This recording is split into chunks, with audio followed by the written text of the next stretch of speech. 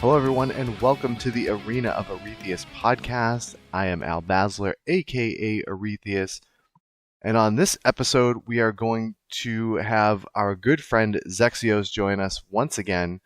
But this time, he's going to be talking all about his experience at PAX East 2022. If you remember on the last episode, we talked to Erkenhelm and Scott, who are admins of the PAX Pokemon League, so we got kind of a preview of what they're doing at PAX. We talked a little bit about our own previous past experiences. As you guys know, I wasn't planning on attending PAX East this year, and I didn't.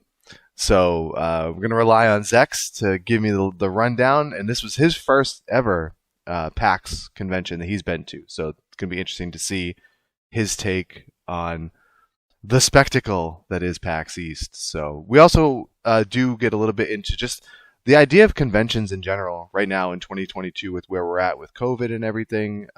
We do touch on, there was the story that came out just recently about the enforcer who got COVID at the convention and unfortunately passed away. So if you don't know, and I don't remember, it's been a couple of days since I recorded with Zexx. I don't remember if we explained what the enforcers are, but they're basically, not 100% volunteers. I do believe they get paid, plus they get their convention ticket covered, and they basically help out around the convention, whether it's regulating lines, answering questions, pointing people in the right direction of what they're looking for, managing some of the various rooms and stuff like that. So there's a lot of these enforcers who are pretty pivotal to helping the attendees out at PAX and helping PAX run smoothly. So real sad story to hear that one of the enforcers passed away due to COVID complications. So we do touch a little bit on that whole idea of the whole idea of just still having conventions right now with where we're at. So you have that to look forward to as well. But so without further ado, let us get right into it. So here is my conversation with Zexx. All right, welcome back to the arena, and I am being joined on this episode once again by our good friend Zexxios. Zexx, how you doing, man? I'm good. How are you? Not too bad. So, before we get into the main topic of today, I think it's always fitting to discuss with you what you playing these days. Well, about an hour before this podcast is being recorded, I beat Elden Ring. With killing all the bosses. So I did not start my second playthrough, though. I switched over to Dead Cells for one run, which ended horribly and very quickly. And then I started playing Rogue Legacy 2. But I have a poll up right now, and it looks like it's probably going to be The Force Unleashed, which I've played before. I 100%ed it on my Xbox, and I never got the 100% achievement because of a bug that existed on the Xbox. So I feel cheated. But I want to play it again. So, because it's been probably 10 years since I played that game. So I guess the golden question that goes along with the news that you have finished Elden Ring, how many hours did you log? Let me look. It was, I know, over 100. Wow. It was 110 hours. Wow. It's a long game. I will just say is that you, my friend, have way more patience than I will ever have. I watch you play in that game sometimes, and I've seen other people do it. I mean, I that's not you know me. That's not my kind of game. But I've seen people play it here and there.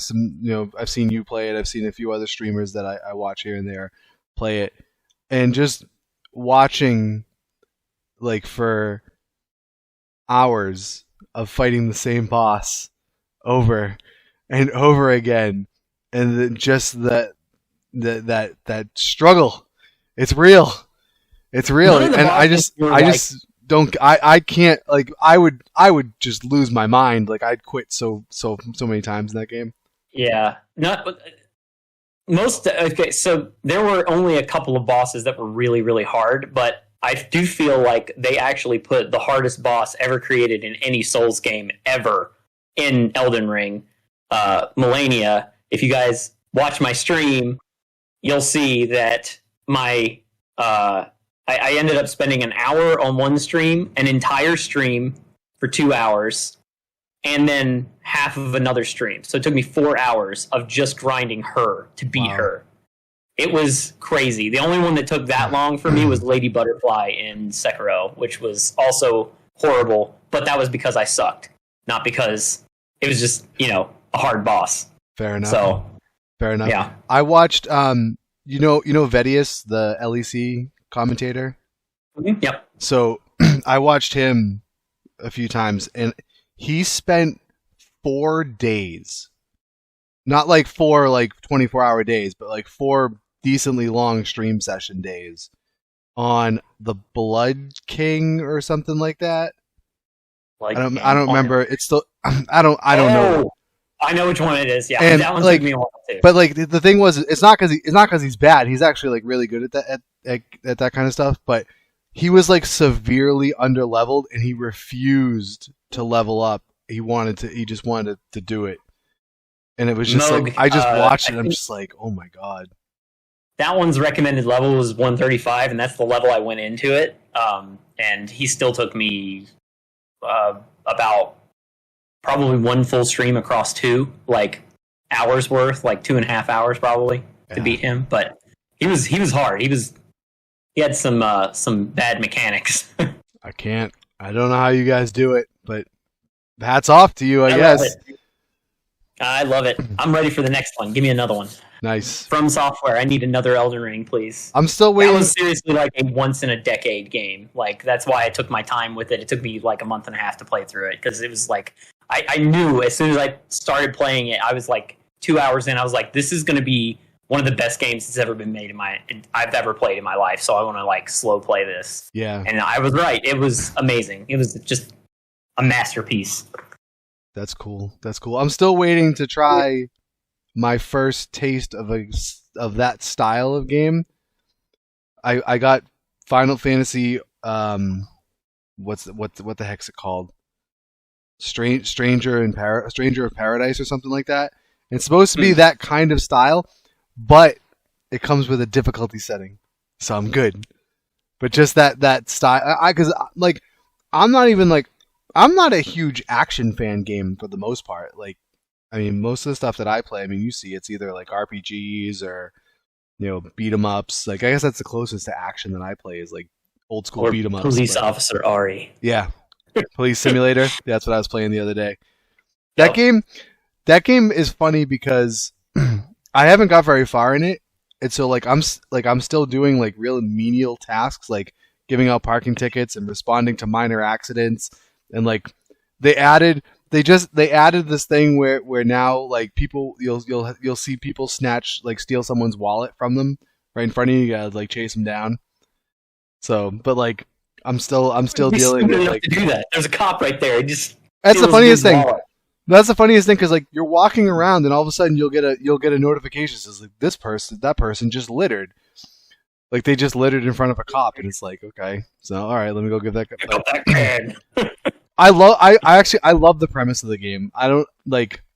I guess it's still technically an early access game, so there's still a lot I think that they're gonna do and that they're working on with it. But I just think the premise of it is Switch, hilarious. Right? What? You're playing that on Switch, no, right? That's PC. Oh, okay. Yeah. Interesting. I don't know if it's available. I don't know if it's available on console. I know it's PC for sure because I got it on Steam. But yeah. So anyway, so yeah. Well, congrats on finishing Elden Ring, sir. Thank you. I'm very happy. I can play something else now. Yeah.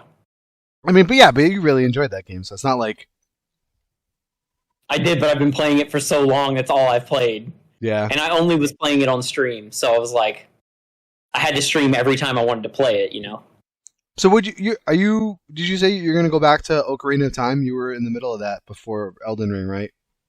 Maybe I might do that as a buffer because I was in the middle of doing that 100% playthrough, but Yeah. I don't even know. I reloaded my computer between Elden Ring, in the middle of Elden Ring, and I don't remember if I backed up my save file for my Ocarina save. So I guess I'll find out. If it is there, then maybe I'll go back to it. If not, then I guess I'll start over. Yeah, I mean, I had that happen when I had my laptop problem last summer. I thought I lost my Final Fantasy VIII save, and I ended up finding it, so I was able to continue it. But yeah, that's bad news. Ugh, brutal. What are you gonna do? But with that out of the way, let's get down to the meat of the episode. What we are here to talk about, and that is PAX East 2022. Now, this is going to be interesting because, as you all may know, or should know if you listened to the last episode, I did not attend PAX East, so you will not be hearing my review or my experience, but Zexx did, and I believe this was your first PAX experience, correct? Yep, first PAX and first convention that I've gone to in like 12 years, maybe 11. What other conventions have you done in the past? The other big one that I went to was MTAC, which is Middle Tennessee Anime Convention, Okay. and that was cool. I only went for one day, but it was interesting. Definitely very different from PAX. Sounds like Anime Boston, what we have around here. Yeah, it's similar to that, which is coming up, I think. Right? Yeah, It's yeah, like in it's usually couple- right. It usually follows PAX East pretty closely. Yeah. I think I saw a bunch of stuff about that. Yeah. So I guess, I mean, let's just get into it. I mean, what are your thoughts? I guess maybe start with your overall take on PAX. Overall, I loved it. It was so cool to be just surrounded by people that just love games, and being able to talk to game developers was really interesting. The merch was cool, like being able to just demo games. The tabletop area was awesome. Like the console rental place was cool because you could, and there was just something for everyone there, which I really loved. There was an Elden Ring speedrun, which was cool, that they were broadcasting it on the Intel but yeah, it was just great. I'm definitely going to go back next year, definitely. That's 100%. the one thing I've always felt, and my thing is when I go, especially now, like I don't do everything. Like I don't do a ton of things that a lot of people do there. Like I spend almost no time on the Expo Hall floor. I don't have patience for any of that stuff. I'm not super into like demoing the games or seeing the games. Like I feel like if I'm interested in the game, like I'll find the trailers, I'll like look up stuff on it online. Like I don't need to see it in person. And I mean, I spend a lot of my time just doing PAX Pokemon League stuff. But there's so much there to do. And I mean, they've got did they have the classic arcade there this year? I don't know if it's still a thing. I did not see that unless that's like the console area. No, like, so there's usually a separate room that's the classic arcade, and it's sponsored by like I think it's like the National Arcade History Museum, or I'm butchering that, but I believe it's typically run by the people who operate Fun Spot in Laconia, New Hampshire. Oh. I think the same people. That's your arcade that you love. Yeah, it's a cool place. Like, so I'm not a huge like real old arcade buff, like like Galaga and Centipede and like the real classic stuff, like the original Pac-Man and all that stuff. Asteroids. Like, yeah, I mean, obviously, like that's the foundation of kind of where a lot of things were built from. So you appreciate and respect that. But for me to go back and play a lot of that stuff now, like it doesn't it's not my thing. Like I know some people like love that old stuff, and that's great. But that's the thing is, so they would always have this arcade room, and it had all of these old classic games, and like some newer ones too. Like they would have some from like the 90s, and even some newer ones there. But it was like, because that's the thing is, by and large, like arcades have kind of gone the way of the dinosaur at this point, because home console. I mean, if you go to an arcade now as opposed to an arcade like in like the 80s and 90s, like it's a completely different experience. Like arcades now are basically like racing games, or some games that you can win tickets that you can cash in for prizes.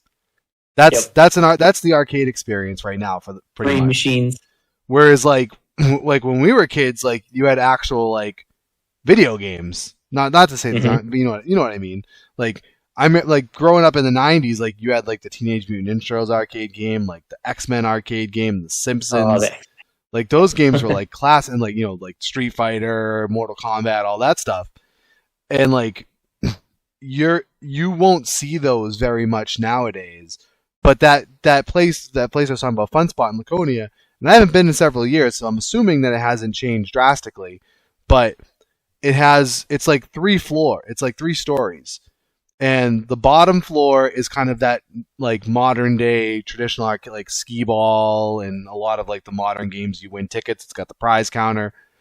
And then I think there's more of those on the second level. And then the top level is literally, it's almost like a museum where it's got all of these old games from like the 70s and 80s. So like you can see all of those classic games. So it's really it's one of those things like it's definitely a cool place to go at least once to check out if you're in that area of New Hampshire, to check it out, because like you'll see things that like you won't find pretty much anywhere else as far as arcade goes. But that's what they would do, is they would have a room at PAX called I think it was called the Classic Arcade Room, and it was it was that kind of traditional arcade where like lights out, like playing music, all the arcade games going. So it was really cool.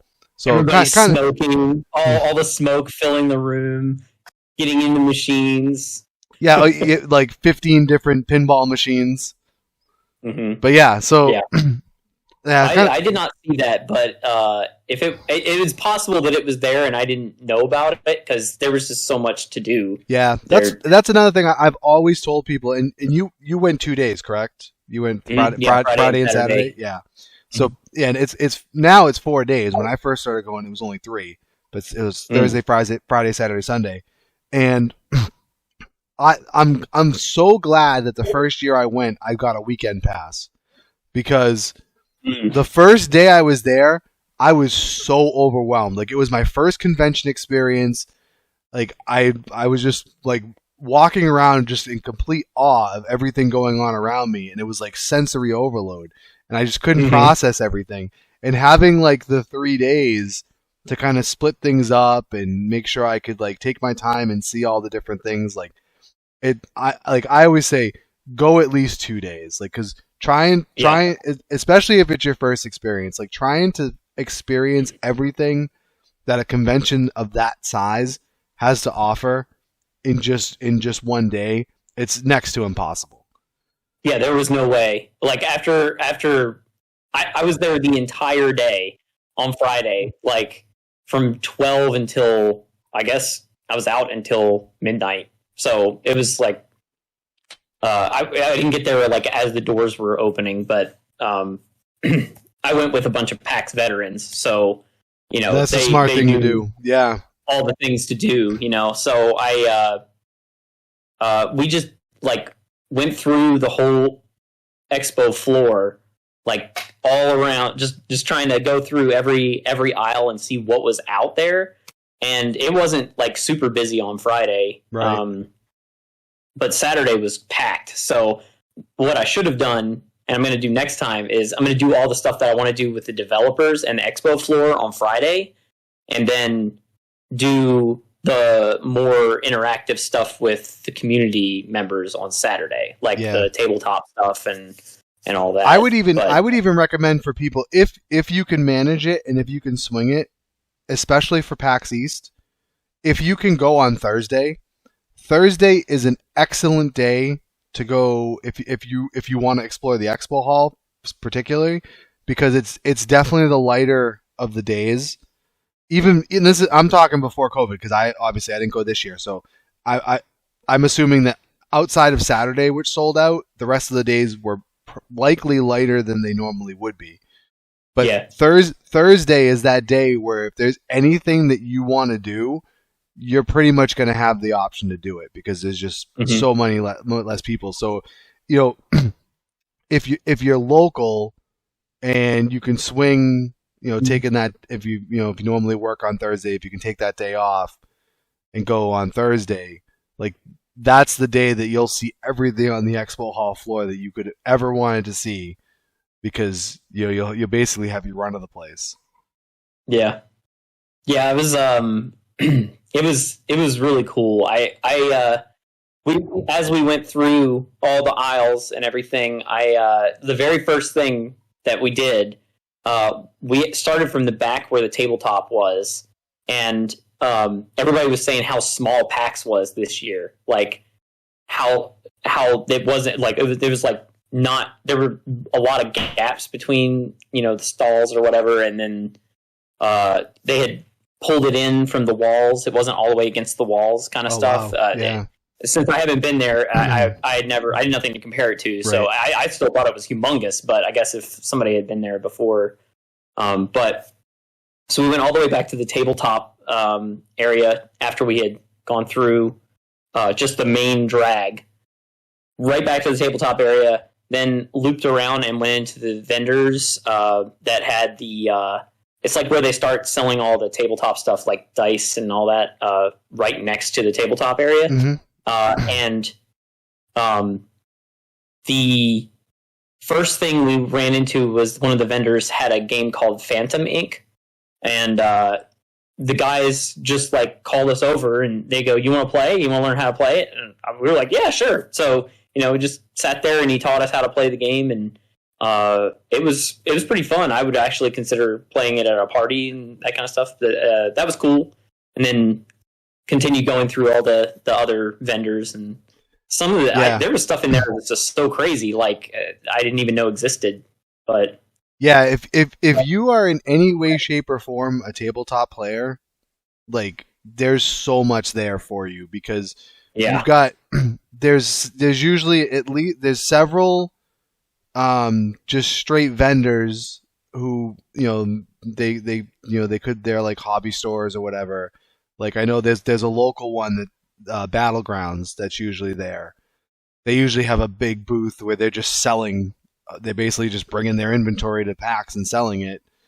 And I know there's a few others like that as well. And then you'll have some companies there who are demoing games for people, like you saw. And one of the cool things too about that tabletop area is, there's a whole section where there's just tables that people can just sit down and play games, and you can basically like rent games. You basically you give them their license, you take a copy of the game, you go play it, and there you go. So it's like a lot of those, some of those games are like pretty expensive. Yeah. So being able to actually like see it and try it a little bit before you decide if you want to pull the trigger and buy it is really cool. Plus, like that's one of the areas that's pretty much open, the entire day. So even after the Expo Hall closes down, that tabletop area is still going. So you can they put the giant walls up so you can't walk into where the expo area was. Yeah. So speaking of the game rental thing, I actually did do one game rental when we played it. It's called Volcano Island. But they said they play it every time they come there, and it's like this tabletop game where you're a bunch of survivors on an island. You get dropped off with a helicopter, and then you have to make your way around the map and get some cards, and then make your way back to the helicopter. But the fun thing is with it that people get cards that allow them to throw marbles at you. So it's like it's an actual like mountain with a volcano in the middle, with this giant tiki head in the middle of it, and you drop these marbles into it, and the marbles like can go and hit your characters, and then things happen if you get your character knocked over, if it gets flung off the board, or all kinds of stuff. So it was pretty fun. I mean, we played it for like, I think it took us like 3 hours to play it, but that's the other thing. Some of those games like take a while. I mean, just either to set up, to learn the rules, and then to actually play. Like you're putting several hours on one game. Yeah, that was very interesting because they were just. I mean, it was on Saturday. That was like the very first thing we did when we got there on Saturday was play the Volcano Island game. And we put our stuff down and went and got the game, sat down at the table for 3 hours and did it. And that was fun because the place was packed. Like all the tables were full. Everybody was playing whatever they had rented out. And I thought that was really cool. I've never really experienced anything like that because most of the time when you go into those, like when you see gaming tabletop areas like that, they're usually in like a nerdy store or like a game store like that. Nerdy store, he says. They're all quarantined behind like a curtain, but not here. It was everybody was out. They still had the quarantine area for the Magic nerds. They were over in the corner. The Magic nerds. But yeah, that's the other thing is, I mean, they have like Magic tournaments and all sorts of stuff going on like all weekend there. It's crazy. Mm-hmm. Yeah, so on the vendors, I got my goal. I have a lot of decorating to do at the house because I have like half my decorations are gone. So I've been, but my big goal with going to PAX was to go see PAX for once. Since I live so close to Boston, why haven't I gone to PAX?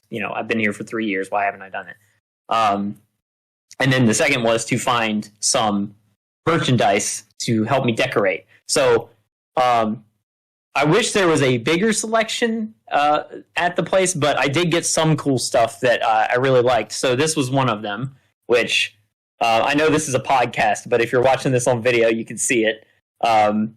There, I got it's just like an acrylic block with some Cuphead on it. Nice. It's the fight with the 3-headed dragon, and then all the free stuff that is cool. I got this. I actually haven't even looked at this yet, so I'm kind of curious to what this actually looks like. You haven't looked at it. This was given to me by the Gearbox people, and it's for the Tiny Tina's Wonderland.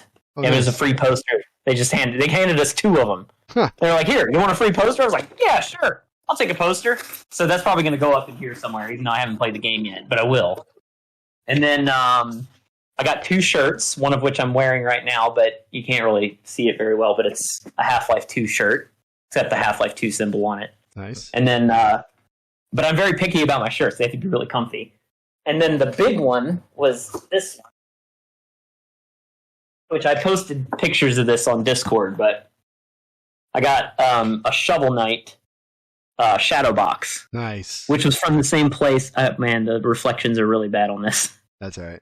But yeah, it's Shovel Knight shadow box, and I thought it was really awesome because I love Shovel Knight, and I was very happy with the vendor stuff. Do you remember where you got the shirt? Do you remember what vendor it was? It was, I don't remember the name of it. It's like Geek Gear or something. Okay. So actually, the shirt that I'm wearing, it's a Celadon Jim from Pokemon. Probably from the same place. This is from Fangamer. They usually have a booth there. That's why I asked. And like, I love these shirts. These shirts are like super comfortable. I have like all of them. They released like a whole series of Kanto Gym shirts. Of course, you're wearing the grass one though. Yeah. It's green. You gotta. So, yeah. But I love these shirts are great. I love Fangamer's got some really cool stuff. I bought a lot. Like I used to hit their booth up almost every time I went to PAX. Speaking of apparel, this is very strange that I have never seen before, but I thought it was really cool, and I didn't even know it existed. So they had one of those really fancy, high-end clothing thing, or like a clothing store there. It was down where the vendors were, but they were making all kinds of like really elaborate clothes. Like one of the coolest things I saw, they have like a bunch of trench coats and stuff, but one of the really cool things they had was a jacket, and it was like, it looks like a normal jacket, but if you look at it, it was modeled after Spider-Man. like you could tell that the way they patched the stuff, it was Spider-Man, and I was like, wow, that's really cool. And they had all kinds of stuff like Star Trek. God, it had everything. It was crazy. I was like, man, I would really like to get one of those. But then I looked at the price. I was like, it was like $300 for a jacket. I was like, oh no, never mind. No, I don't want that. But Nice. I thought that was interesting. I'd never seen like nerd apparel that looked like that. Yeah. So That's the thing too, is that I think over the last, I don't know, 5 to maybe 10 years, like nerd culture, so to speak, has kind of like been more mainstream. I mean, It you is definitely more you look at the success of all the Marvel movies and video game based movies and all sorts of IP based on typical stuff that when we were kids it wasn't that cool to admit that you were into. So it's like now you have these companies who are like, wow, like look at all this stuff making money. How can we get some of that? So now you're seeing cooler stuff for us nerds. Yeah, which I like. Yeah. So one of the other things that I really, really enjoyed was going through the game demos / talking to the game developers. So my eye immediately looked for Twinmotion to see if they were there, because Twinmotion makes Dead Cells, and sure enough, they were right next to Devolver. And Dead Cells is one of my favorite roguelikes that exists. And we went there, and it turns out that they had a Dead Cells challenge this time, where they were letting everyone play the newest expansion, which was the Queen in the Sea or something, which I bought like in January. So I've played it a little bit, but I haven't made it as far as where this demo started. But the challenge was you had 10 minutes to beat the boss, but they start you 2 levels from the end, and they give you a random build with, it's like random items, random power up, or like scrolls power ups, which is how you get more damage in that game. Like you have like red, purple, or green, and you would get a random one, and then they give you a random weapon set. And I was all excited, and I waited. I was in that line for like 20 minutes because I was like, oh, I might actually be able to do this. And even though I hadn't played that, I know Dead Cells controls well enough that I'm like, okay, I can just like speed through this. This game is going to be crazy, because at that point, the game is actually legitimately crazy. But I think they added even more craziness to it on the first level that you jump into. So if you were like a new player, you were screwed. There was no way, like, if you had to even think about the controls, there was no way you were even getting past the first level, because I barely made it through the first level, and I knew the controls already. But unfortunately, I got the slowest bow in existence for my main damage item, and I got no shield, which is what I rely on when I play Dead Cells, because I like parrying in that game, because it feels really good, first of all, and there are many, many benefits to actually parrying things. So I didn't get a shield. I got these stupid crit sandals that you just basically kick enemies with. So I made it through the first level, but I just skipped half the enemies. I just speed ran it. I just ran as fast as I could and got to the exit. I still almost died. I had to use almost all of my health charges. And then the next level is the first boss before the actual final boss, and it's actually you're fighting 2 bosses at once. And I died there when I had to fight both of them at the same time. And with the slow bow, I didn't know any of their attack patterns or anything. And like it was funny though, because like the line was wrapped around, and I was right on the corner. So the line, I was here, and then the line wrapped around me, and they were all watching me. They're like, "Oh my god, you're so fast!" I'm like, "No, I'm terrible. Just don't look at me. Don't." It's just, but everyone, it was cool because everyone was like, "Oh yeah, I can't wait to try it." It was just, it was like some camaraderie there. Was there some kind of prize if you finished the challenge? Yeah, I think you get a hoodie. I think you were going to get a Dead Cells hoodie, but that was cool because I talked to the developers of Dead Cells, which, I was like, I love your game. I've played a lot of it. I've never been able to beat it as hard as a lot of people have, but like the difficulty curve on that game is just insane.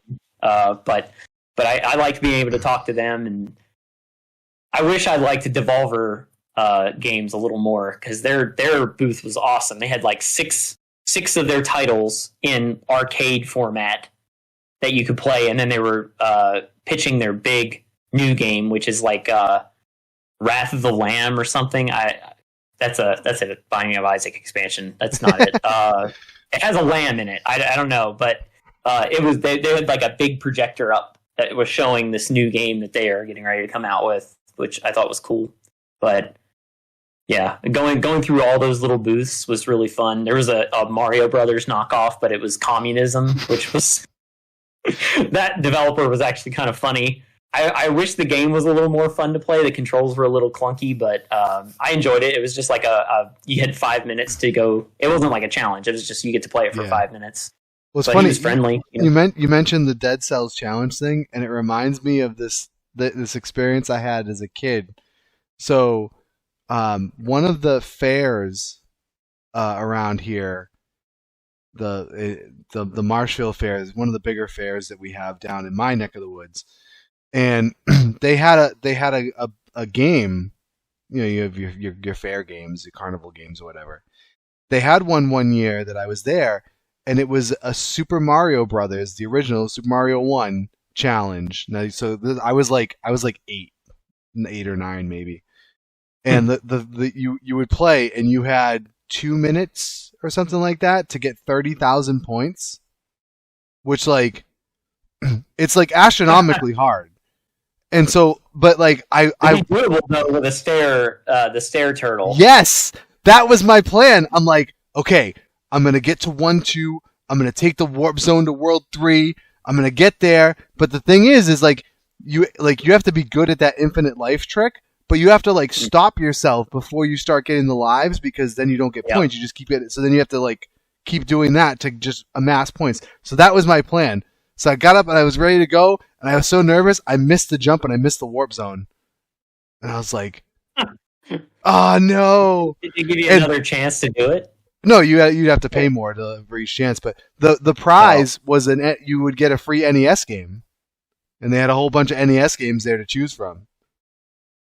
I would have done it. Yeah. It just reminded me of that when you mentioned that. I was like, Little Aurethious and his sadness of not being able to win the challenge at the fair.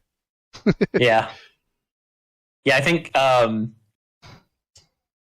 the most comfy booth was the Intel one because they put carpet down, and that was a nice little break from the hard concrete of the entire floor, expo floor. So like I stepped onto the carpet and I was like, oh yeah. And the good thing was that Elden Ring was there. So I was watching people play Elden Ring. They had like all the PC booths set up, and everyone was playing Elden Ring. So I decided to jump in and try it. Whoever was there was on the first really, really hard boss of Elden Ring, the one that kills everybody like 75 times. But the problem was that they didn't have controllers. They only had keyboard and mouse. And that game is awful with keyboard and mouse. Yeah. So I was like, I didn't even know what parry was or anything. So I tried for about like 5 minutes. I was like, okay, I'm done. But then I kept walking, and they were doing a speedrunner. Sorry. I just heard them hit the screen, and I'm gonna have to yell at them. Yeah, so for those who are just listening to the audio, Zexx's cats are acting up in the background. Yes, they are. Yeah. So yeah, there was a professional speedrunner of Elden Ring there, and it took him like 3 hours to do the speedrun for it, but that was very interesting. They had it. He was on stage, and then the projector was above him with like a 200-inch screen. It was huge. But he was commentating, like they had a commentator, and then he had his headset on, and he was explaining what he was doing. It was really interesting. Wow. That's cool. I didn't want to watch too much of it because he was starting to get into some stuff that I hadn't gotten to at that point yet. So I was Spoilers. I don't want to see spoilers. Yeah. Yeah, but that was cool. They also had a DDR machine there, which I did the second day. That was fun.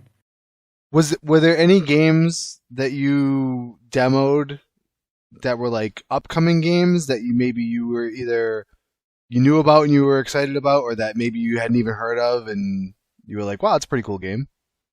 No, the Baldur's Gate one, that new Baldur's Gate that's coming out, I would have demoed that, but the line for it was huge, and that was like the first thing when you walk into the convention floor is that huge Baldur's Gate castle. That's another one of those things. Like if you ever get the chance to go on a Thursday, like demoing games and all that stuff, because the lines are just like Saturday. I always tell people, like, if you're going multiple days, like, you can just forget about the Expo Hall on Saturday and you'll be all right, because you're basically like a sardine can down there trying to move around. There's just so many people there. It's just but yeah, it was bad.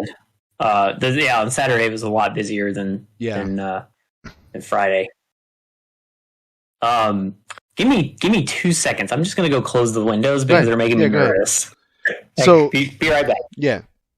So I'll talk while he's doing that. But so, like, one of the things that, like, I've always enjoyed about PAX is just everything else around the Expo Hall. So, like, if you've never been to PAX or PAX East or whatever, like, the convention center is basically, the Expo Hall floor is basically like a hangar.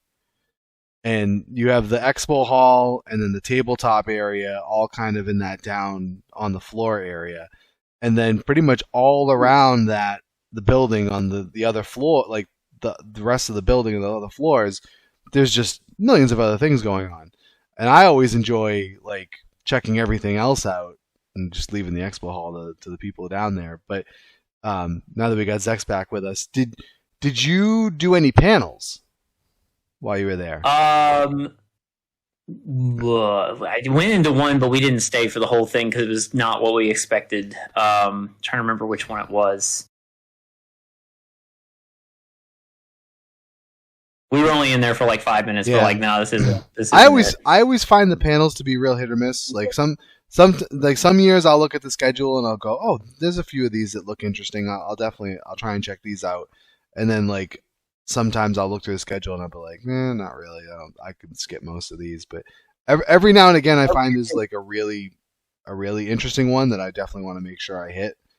But like, I remember not 2020, I think it was 2019. They had a good one on streaming, actually. It was like they had 4 or 5 different streamers, and they were mostly Mixer streamers, because I think Mixer was the one who sponsored it. Mm-hmm. Mixer, for those of you who remember Mixer. Mixer. But, like, they were just kind of, talking about their experiences, giving tips of advice and everything like that, which I thought was cool.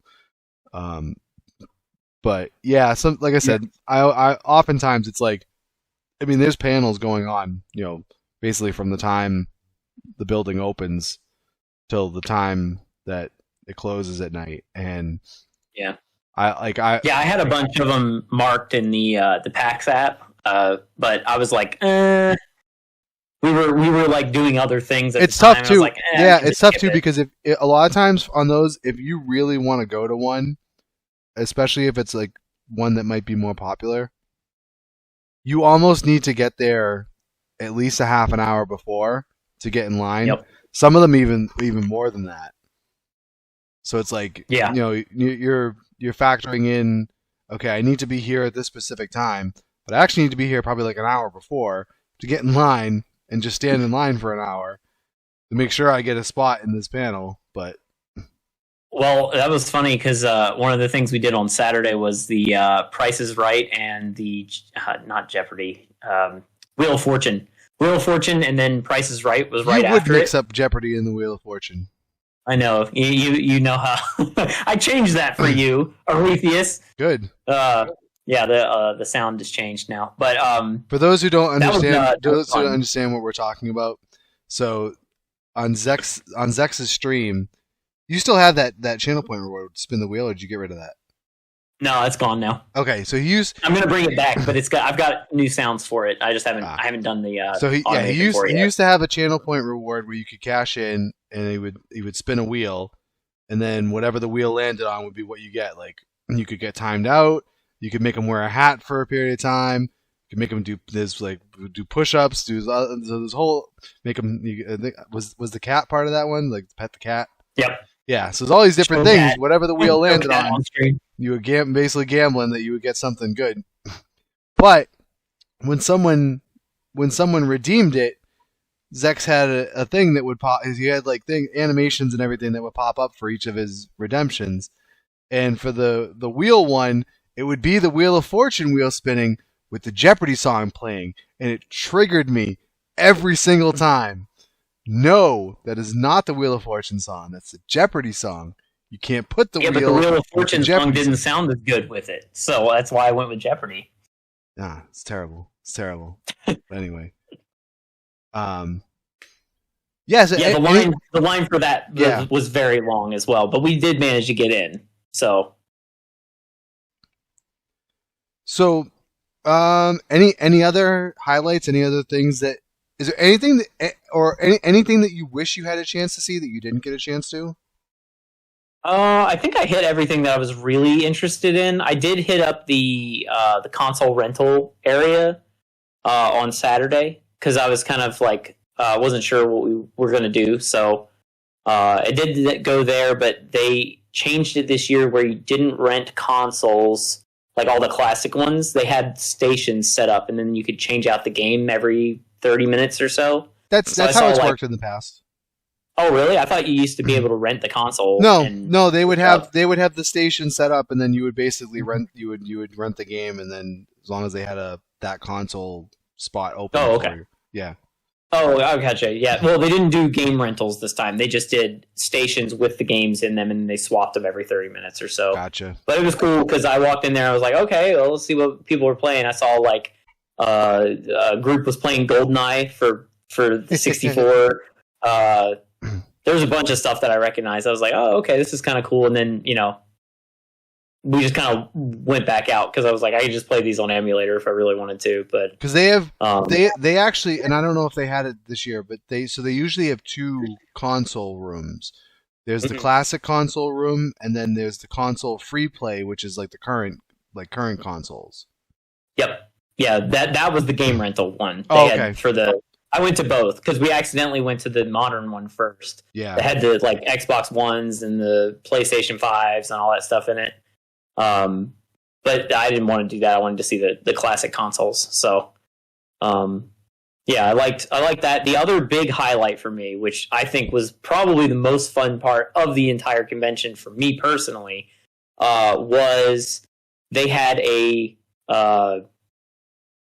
Ranger IPA set up a beer garden basically on the second floor of the Expo Center. Really? And yeah, and I've never had Ranger IPA. I don't like IPAs normally. But I went up there and our whole group was there and we sat down at a table because a bunch of people got up and left.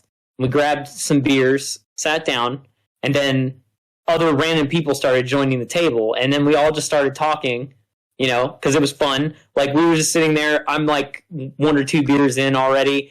And the cosplayers are coming in to the bar. There was somebody who was doing the Monty Python and the Black Knight, and they had like red coming out of their arm, like red felt, and they were just like reenacting it in the like right next to our table. We have a lot of really good pictures from it, but just getting to hang out with everybody and meeting all these new people and just getting to talk about games. Like one of the guys that sat at our table, he was wearing a Earthworm Jim like Hawaiian shirt, but it was Earthworm Jim on it. And I was like, I can't believe anyone actually knows about Earthworm Jim because no one knows about it and or remembers it.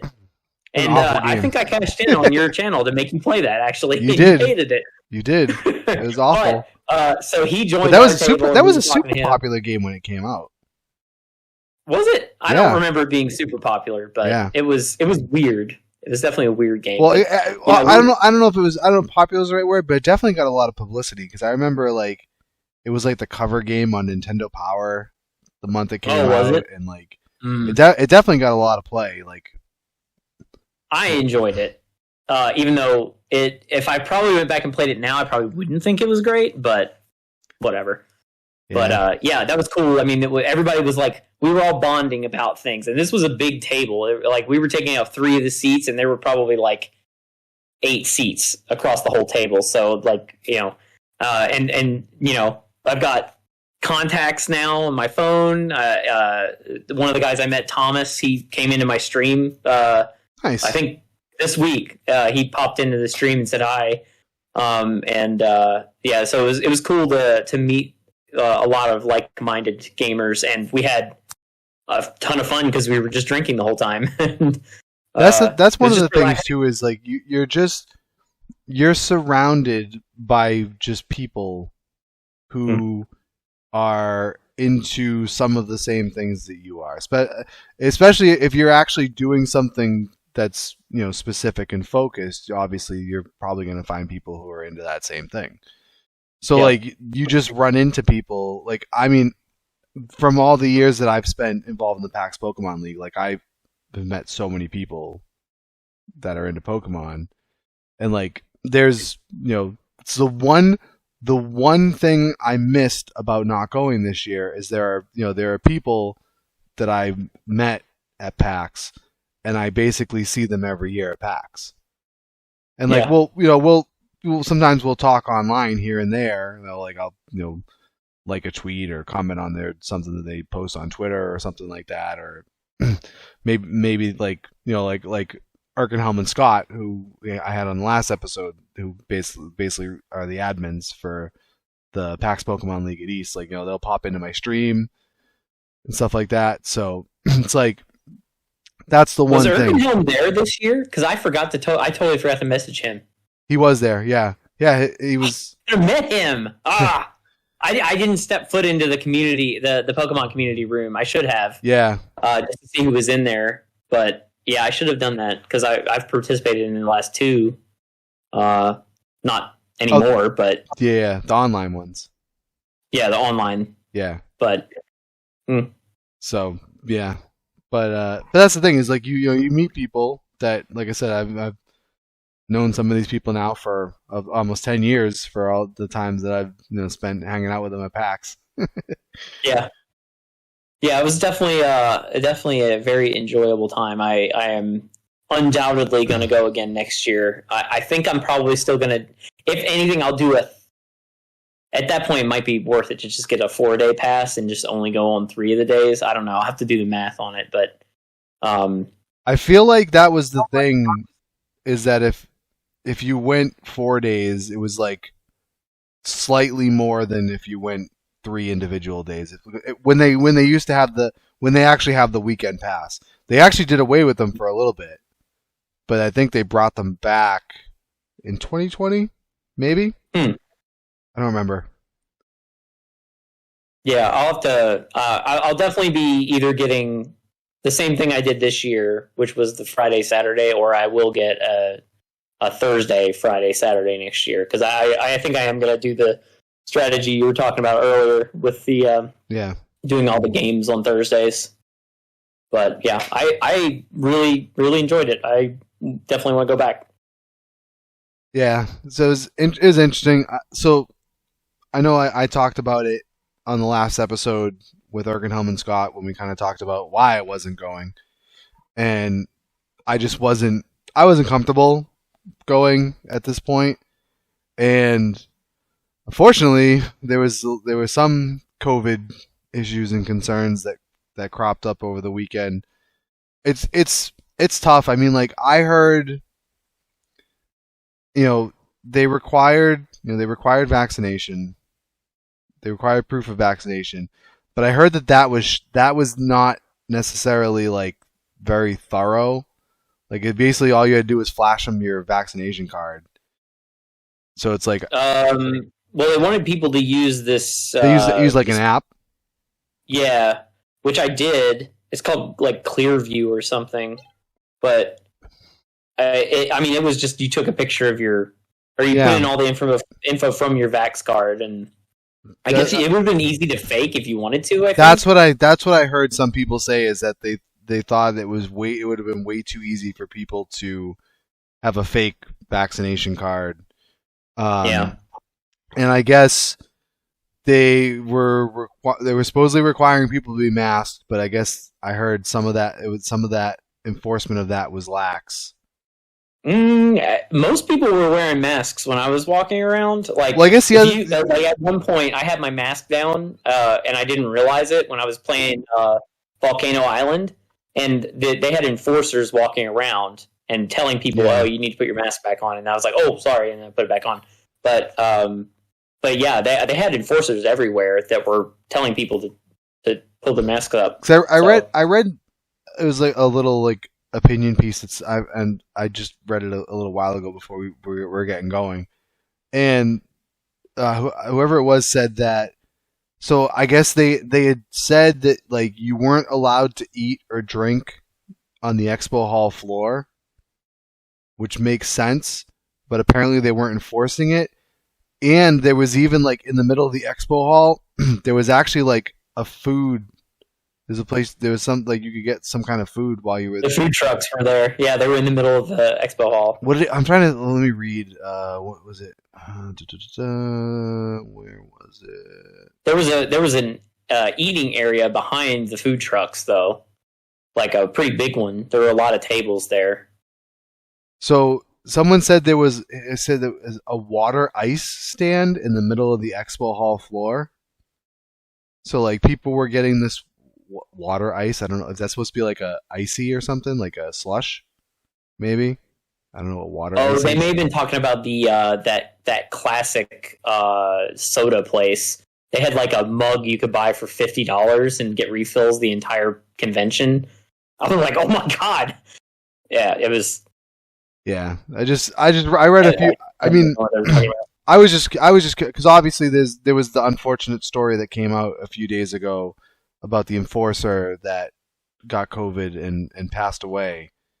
And I know that there was a report that one of the vendors reported that one of their staff tested positive like in the middle of it, and they seem to be pretty responsible about making sure that people were aware and trying to take the proper precautions. They said that was on Friday, and I was at that booth on Friday when they said it was there. So I was like, "Oh, I need to be careful." So I didn't go into work that week. I just chilled and waited to see if anything was gonna happen. But yeah, I mean, there was a lot of I mean, Thursday or Friday there were nowhere near as many people, so I wasn't as worried. On Saturday, I was getting a little bit like, this might be a little bit too many people. The other problem too is that, and so sure, I want to say it was maybe like a few weeks before, or maybe even like a month before PAX.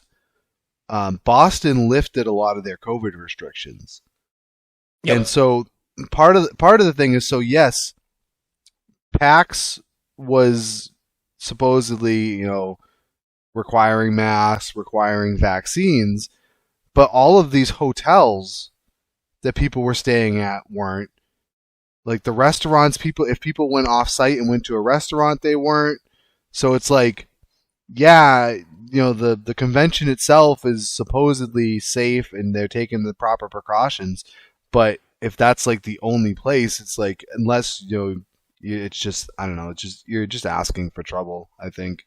Yeah, I mean, on the Friday, after the convention hall closed, we went over to the bar at the hotel that's next to the convention center, and there were not that many masks. That's the thing, is like the Westin's huge. Like the Westin's a huge hangout spot there because it's literally attached to the convention center. So that's where we were. That's the bar at Westin. Yeah, I mean, I love, like, anytime that I go and like. Did you drive in each day or did you stay in town? No, we took the Orange Line in. Okay. So I wasn't driving. No. Yeah. So like me, I actually I usually try and get a hotel room and for the weekend and just stay because Hmm.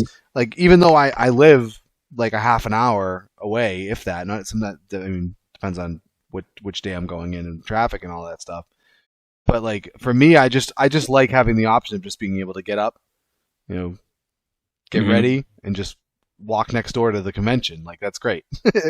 Yeah. And it's like in the Westin, I mean, if it's usually hard to get because again, it's literally attached, so it's like it's the Yeah. prime spot. But It looked like a nice hotel.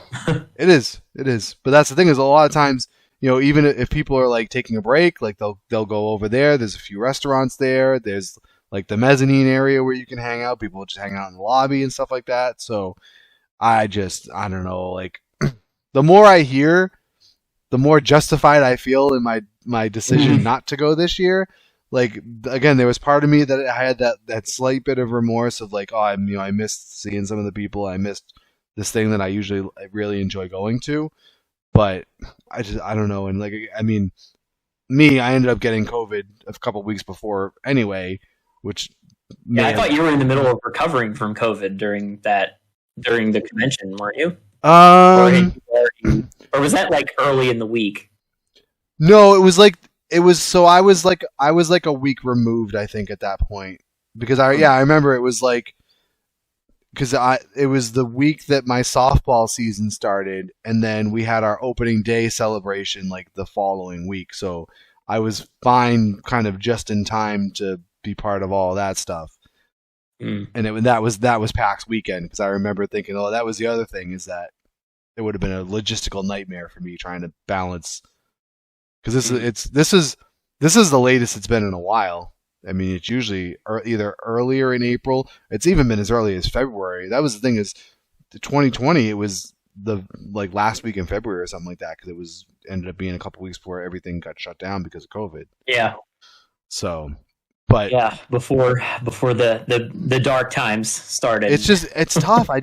Like I just think no matter how safe you are, when you just have that many people getting together, and then there are again you have other elements like you have thousands of people, and you're not just keeping them in that building for the weekend. They're going elsewhere, and where those restrictions aren't there.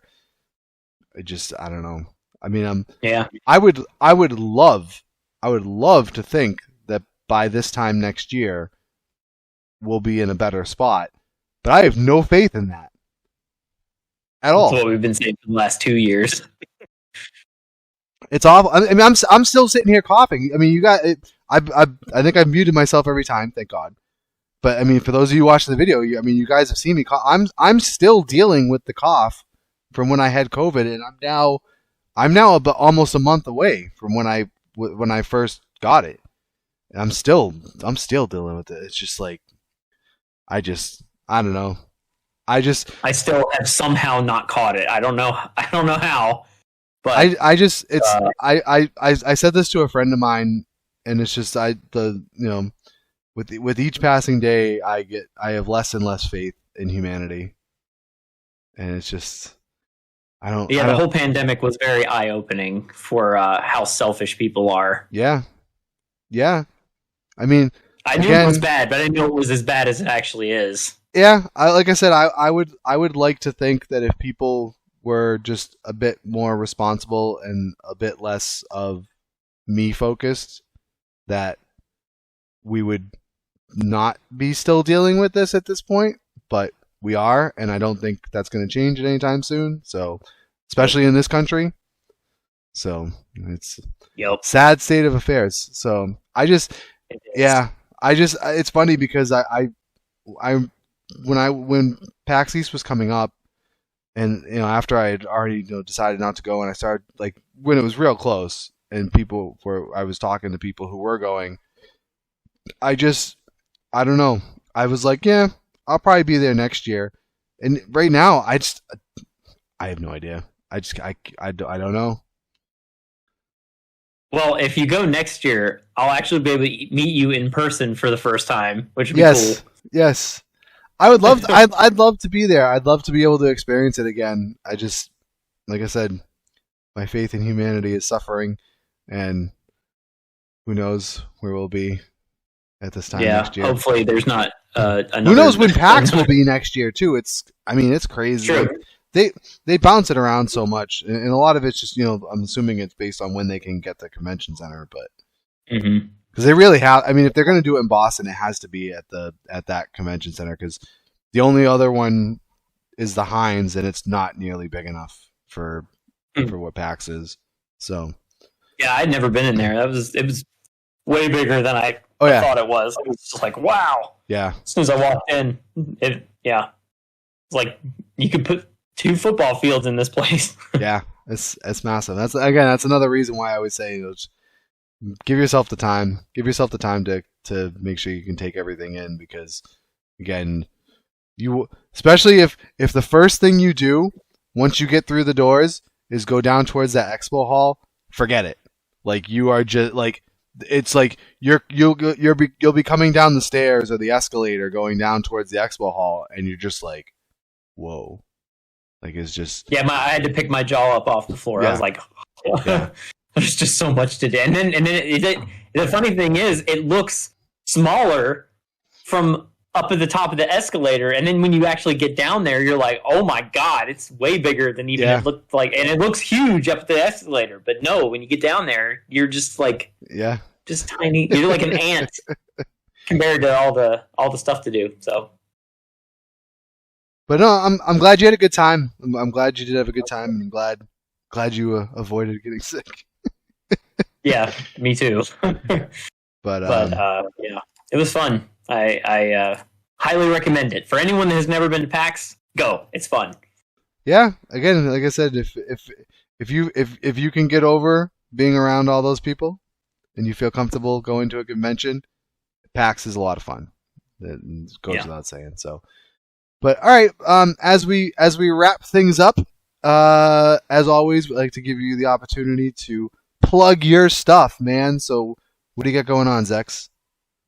So I stream right now. I've been streaming throughout the weeks, or throughout the week because I've been very busy on the weekends. So, like, I try to stream 3 to 4 days during the week, mostly Monday, Tuesday, and then. If I can do 4 days, it'll be Wednesday, Thursday, maybe Friday. If I can maybe get in 5 days, but I play all kinds of stuff. I gravitate towards roguelikes, roguelites, and Souls type games, hard games, difficult games, all the stuff that Aurethious hates. All the stuff you've never seen me play. Yeah. Yes. Yeah, lots of good stuff coming up. I also do a very, very big Halloween. I make Halloween a big deal on my streams. So if you like Halloween and scary games, such a big deal. He's already talking about it in May. I am. I think about it all year round. I've already got you. I mean, so the funny inside of Discord, only Aurethious and I can see my private channel where I set up all my polls before I copy and paste them into the real one, and I already have my 2022.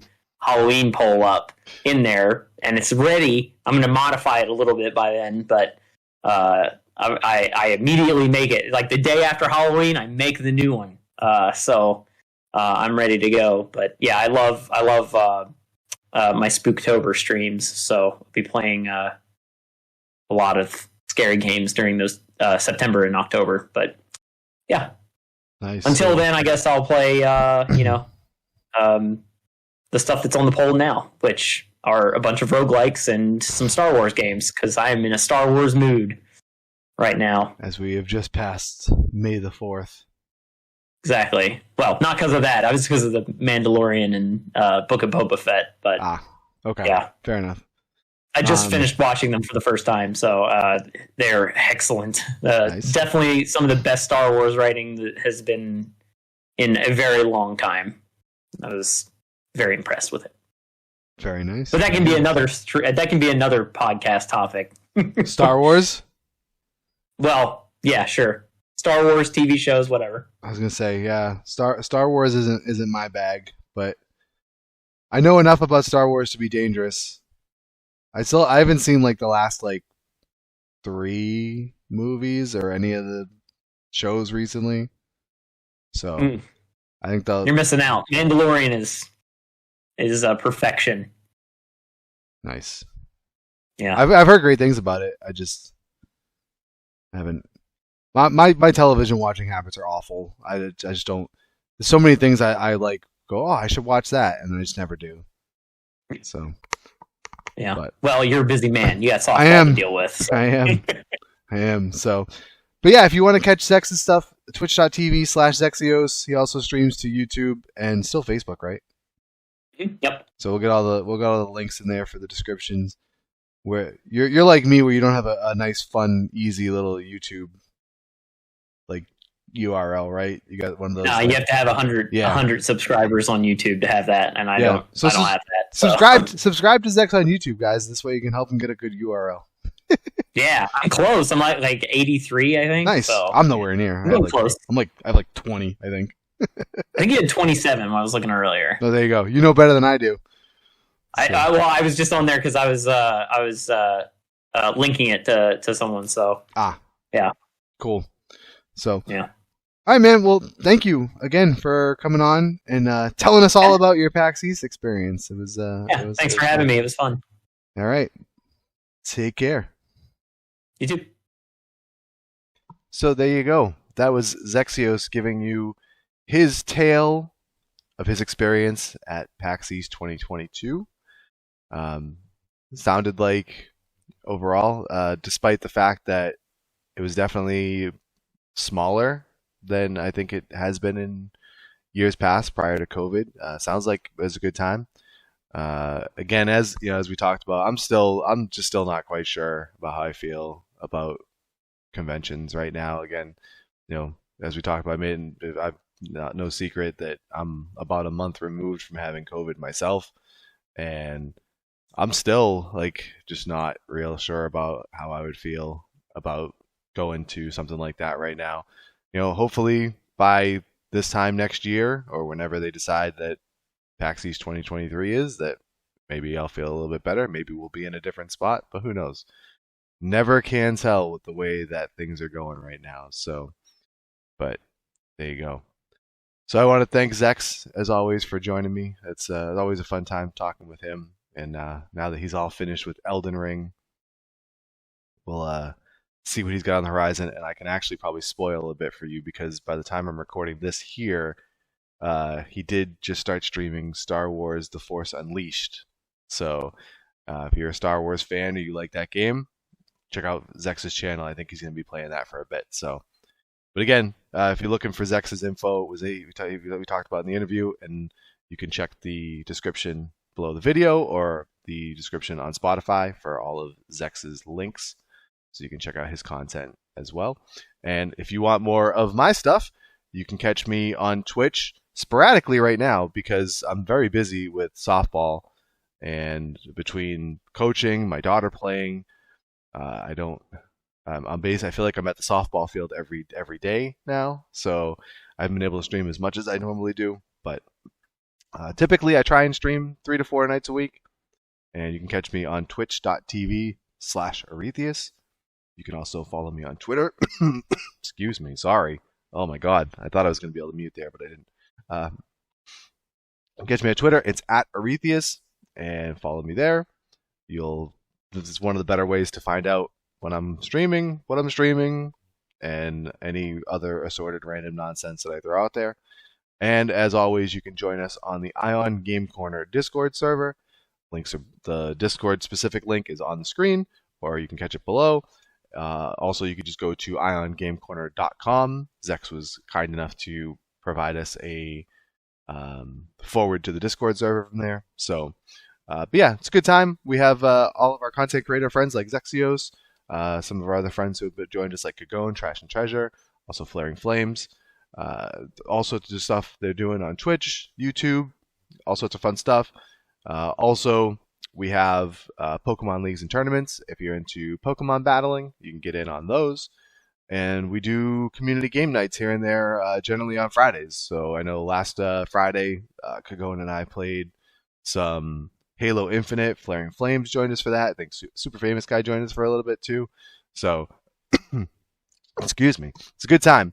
So if you're into any of that stuff, get over on the Discord server. Come hang out with us. You'll bound to find someone either playing something that you're interested in watching or joining in on. So that is the scoop there. But all right, guys, that's enough for me before I start coughing in your ear some more. As always, thank you all for tuning in. I appreciate it.